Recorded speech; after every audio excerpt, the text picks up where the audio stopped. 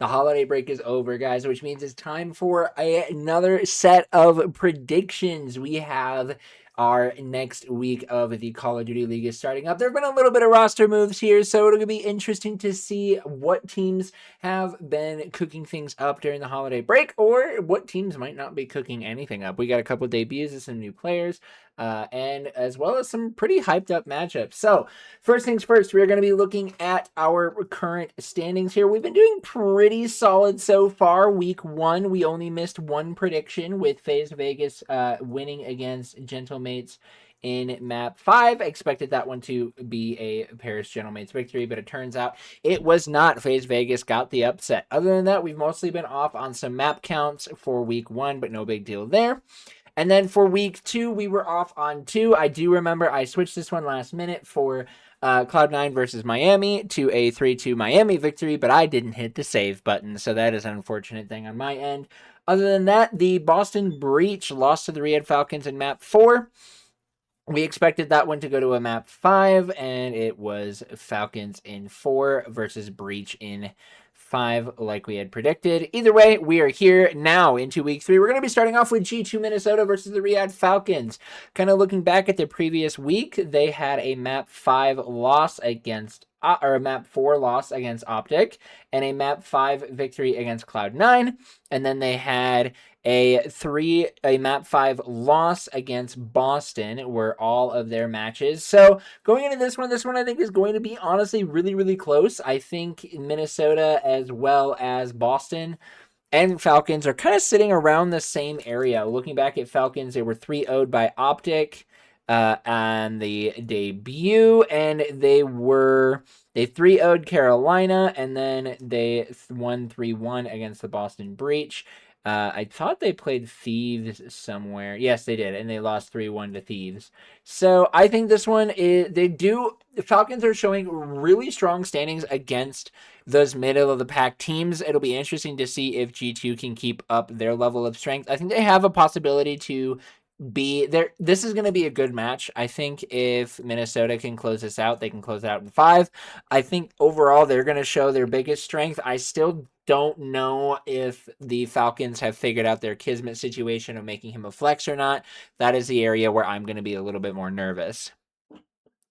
Next up, we've got the Carolina Royal Ravens versus the Miami Heretics.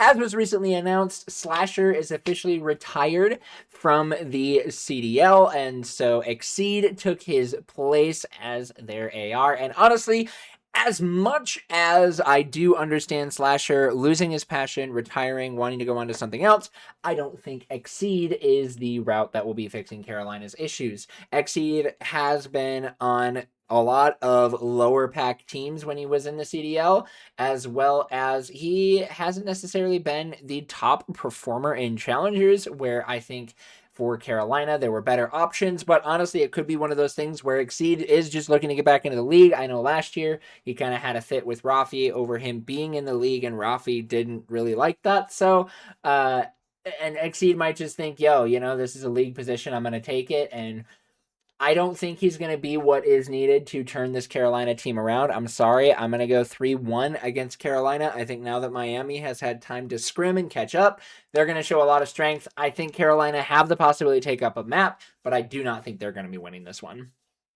Moving on to Saturday, we have the most hyped matchup for, I think, the entire week, which is going to be Optic Texas versus Faze Vegas. Faze Vegas did just recently pick up Alluka as a sub from the Omit Brooklyn team. There is a possibility that we could be seeing Alluka take the stage. I personally don't think they will debut him right away, especially since they're in the middle of the Elite right now. It's possible. I could be wrong. I would be liking to see Alluka take the stage, but we will know for sure once we get into the actual matchup. I still think Optic are going to win this one. I think this has a possibility to go to a map 5, but that's only going to be if Draza plays well, and I don't expect Draza to be playing as strong as we want him to. So I'm going to play it safe. I'm going to go with an Optic Texas 3-1. Optic, they're still undefeated. They're the only undefeated team so far, so we'll see what will happen when we get into this next matchup.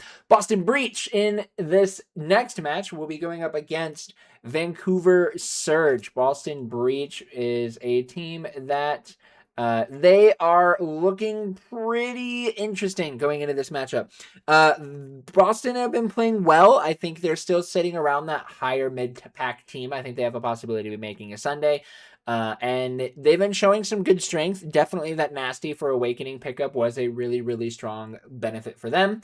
And then we have Vancouver Surge, who dropped Legend and are now going to be playing with TJ Halley, who was picked up from Telluride Bush. So we'll see how this goes out. I personally don't think that that's going to even really do a big favor for Vancouver Surge. I think TJ is really going to be only like a good pickup to play alongside Gwyn. But for Abe and Lunars, who are still not the strongest players right now, I don't think that's going to make a big enough difference. I think Boston are going to win this one in 3-0. Pretty clean victory for them. Up next, our final matchup is going to be Gentlemates, or final matchup for Saturday is going to be the Gentlemates versus Cloud9. We have Cloud9 going up against one of the strongest teams in the league. The only team that has upset them so far was, I believe, LA Thieves. Or no, Gentlemates 3-0'd LA Thieves, and then they lost 3-2 to Faze. Which, I mean, was a very close matchup when it gets into a map 5. You never really know what's going to happen in that one. And I think the Gentlemates are only going to show up stronger, so I'm going to see Gentlemates winning this one in 3-1. Cloud9 might be able to pull out a search, but with the way that Ghosty and Neptune and Zib are playing, it's going to be hard to predict this one any other way. Going up against, into Sunday, we have G2 Minnesota going up against the Carolina Royal Ravens. Again, Carolina, Exceed is not the answer. I genuinely think it is going to be another 3-1 situation. Carolina have a possibility of taking a map, and that's if Skies has not made any major improvements going into this next, going out of this holiday break. If Skies is playing at the top of his game and is playing at the world champ level that he can be at, then Carolina's cooked, and that's really just kind of where that comes out. Up next, we have Optic going up against the Vancouver Surge. Optic win this 3-0. There's really no thing. You got the best team in the league going up against the worst team in the league. If this goes any other way than a 3-0, I'm going to be shook. So we're just going to leave it at that. And then our final match for the weekend is going to be a very, very good matchup. It is going to be the LA Thieves going up against the Toronto Koi. I think this one has an opportunity to go to 5. Koi lost in map 5 to Faze Vegas. And then Koi also played Miami and won it in 5. Koi are pretty inconsistent. I think the thing with LA Thieves really is it going to come down to Kenny, how Kenny is going to be playing. Reportedly, LA Thieves have picked up Nium as a substitute. It has not been confirmed yet. It might be confirmed going into Friday. Who knows? This is LA Thieves' only match, so they might just wait until Sunday to confirm that, and they might be trialing Nium here in this matchup. And I don't know for sure. I can't guarantee whether or not this is a confirmed move or not, but either way, if Kenny plays well, it is going to be an LA Thieves victory 3-2.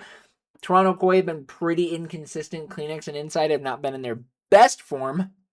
But I think either way, it is going to go 3-2, and I think it will be LA Thieves. I think Scrap, Hydra, and Abizi are just overall a stronger team than what we've seen out of this Toronto Koi. I would love to see Koi shake us up, but we will see. It's the first week out of the break, so we'll see what will happen.